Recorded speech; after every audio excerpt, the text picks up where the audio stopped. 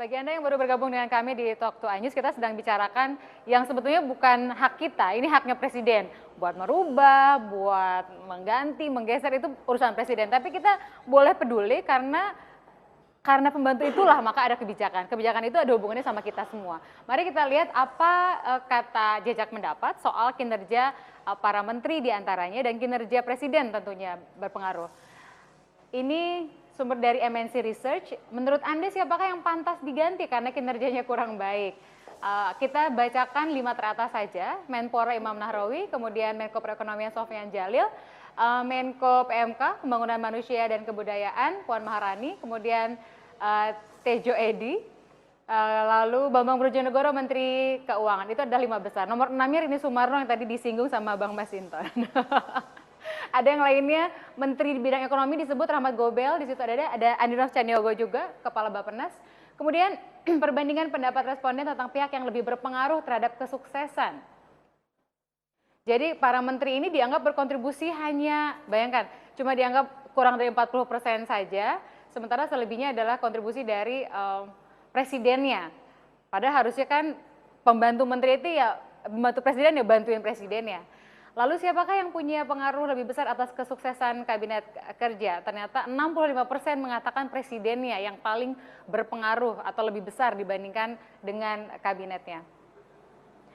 Kemudian pertanyaannya adalah yakin, tidak yakin atau ragu-ragu bahwa pergantian menteri akan membuat kabinet kerja mampu mewujudkan nawacita. Jadi yang yakin 25, nggak yakin 25, ragu-ragu 50. Artinya buat publik diganti kayaknya nggak terlalu berpengaruh kalau ternyata kita belum lihat siapa penggantinya dan apa kebijakan yang dihasilkan. Saya ke Mas Budi, saya kemarin dapat dikirimkan oleh Anda lewat WhatsApp soal sikap dari teman-teman relawan yang kesal banget. Ada yang dulunya tidak mendukung Presiden Jokowi tapi kemudian diberi porsi spesial sebagai komisaris di Antam. Sebetulnya menurut Anda ini nggak fair atau lebih ke cemburu aja teman relawan nggak dikasih porsi lebih banyak? Saya ingin katakan bahwa setiap pilpres atau kontestasi politik itu bukan hanya mempertandingkan orang. Pilpres atau ajang politik pemilihan ini menyajikan 2 pertandingan sekaligus. Satu kontestasi orang itu sendiri, yang kedua adalah kontestasi gagasannya. Persoalannya pertanyaan teman-teman ini adalah apakah mungkin yang kemarin mendukung gagasan yang sebelah sana kok bisa mau menjadi pengawal terlaksananya program gagasan-gagasan pemerintah gitu loh. Dalam hal ini program nawacitanya Pak Jokowi. Itu kan pertanyaan paling basic. Yang kedua, saya ingin katakan bahwa tadi Tina sudah katakan reshuffle. Kalau reshuffle kan kocok. Makanya saya nggak pernah setuju dengan kata reshuffle. Bung Masinton udah katakan tadi soal gerbong. Kita selalu pakai bahasa retooling. Jadi alatnya nggak cocok, jadi harus diganti. Nah, yang ketiga, kita harus melihat reshuffle ini dari kacamata perkuatan sistem presidensial. Mengapa demikian? Karena supaya tidak ada nuansa kuasi parlementarian gitu loh.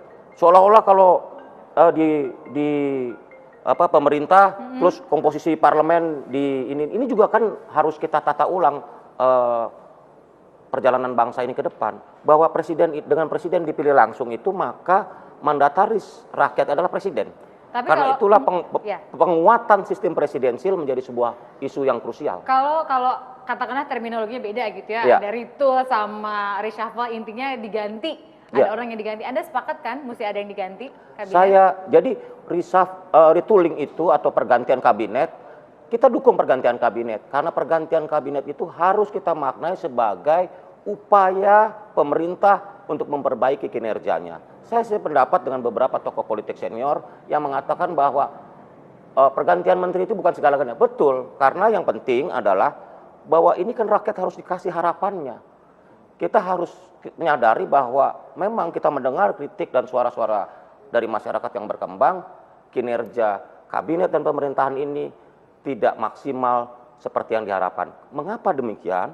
Karena harapan rakyat besar, sehingga pembantu presiden dan seluruh pembantu presiden harus bekerja lebih ekstra. Mas Hanta, ini juga titik krusialnya karena dari awal ada yang sudah skeptis kan sama kabinet kerja, melihat bahwa memang ada yang salah posisi. Ada juga yang memang benar-benar harusnya nggak ada dalam kabinet. Atau berikutnya setelah mereka bekerja, pertanyaannya adalah jangan-jangan mereka nggak bisa bekerja. Pertama, mereka tidak mampu, atau yang kedua, arahannya nggak jelas dari pemimpinnya atau presidennya. Menurut Anda yang mana? Ya, kalau tadi ya sudah dirilis soal tadi, menurut saya ada 3 faktor level yang saling berpengaruh. Bisa jadi leadernya presiden, itu pasti faktor utama. Yang kedua, sehebat apapun presidennya, tetapi tidak dibantu oleh tim kabinet, menteri yang cakap juga tidak mungkin. Kan bukan Superman presiden, butuh pembantu, butuh juga orang-orang yang sesuai di bidangnya. Yang ketiga, birokrasi. Tetapi levelnya itu dari atas. Kecakapan kerja kabinet itu sangat dipengaruhi oleh leadership skill dari seorang presiden, kemampuan leadership itu pasti. Birokrasi juga sangat bergantung juga kemampuan mereformulasi dan mereformasi yang dilakukan oleh seorang menteri. Jadi ada faktor yang saling mempengaruhi menurut saya. Jadi dari atas. Nah, sekarang itu masukan publik yang muncul kan berada di tengah. Birokrasi oke lah, itu dari dulu ada kritik dan seterusnya. Nah, kalau ini ada momentum bagi presiden sebelum bergeser ke atas, agak ke atas nanti isunya yang mau diminta digeser lebih di atas, mumpung di menteri menurut saya ada momentum bagi Pak Presiden. Saya setuju, kita semua setuju ini hak prerogatif presiden seperti Tina katakan tadi, tetapi kita juga sebagai warga negara bisa saja, yang penting tidak mengintervensi untuk membahas. Nah, relevansinya apa? Kalau menurut saya dari kacamata publik barangkali, satu, ada kebutuhan bahwa ada tren penurunan tingkat kepuasan publik terhadap kinerja pemerintah, terutama bidang ekonomi. Tadi Pak Masinton, Bang Ruhut dan sebagainya juga menyampaikan, itu satu hal. Artinya ada kebutuhan, keperluan presiden dalam situasi untuk meningkatkan kinerja, perlu evaluasi kabinet. Cuma cara mengevaluasi, melakukan reshuffle itu harus ada indikator dan parameter yang jelas menurut saya. Kalau parameternya adalah parameter teknokratik, betul-betul karena dilihat sejauh mana dia sudah menjalankan target sesuai tadi cita-cita nawacita. Kemudian target yang kedua adalah evaluasi publik. Bagaimana tingkat respon publik. Yang ketiga ada evaluasi politik yang tadi disampaikan oleh para politisi.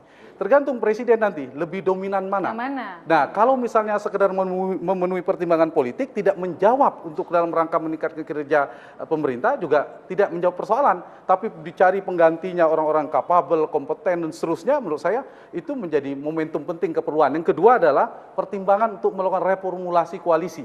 Karena pemerintahan yang kuat, dulu Pak SBY bisa menjalani 10 tahun, harus ditopang oleh koalisi yang juga kuat, baik secara kualitas maupun kuantitas.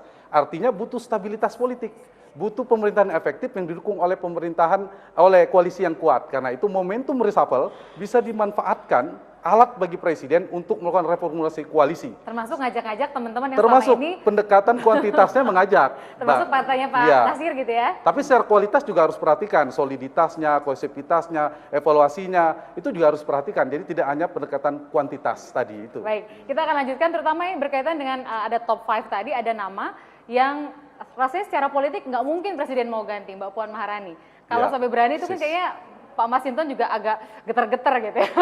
Pak Masinton yang nomor 6 tadi yang paling diperhatikan ada atau tidak. Yang paling pengen yang Menteri BUMN kalau Pak Masinton. Kalau sudah ada aman. Ngomong-ngomong saya nggak sengaja sore tadi ketemu sama Ustadz Anies Mata, kayaknya sih belum ada naga-naga mau merapat, nggak tahu lah kalau ternyata dalam perkembangannya berubah. Mari kita lanjutkan saat lagi, kami berharap Anda tetap bersama dengan kami. Tadi nggak sengaja ketemu sama Ustadz Abu juga.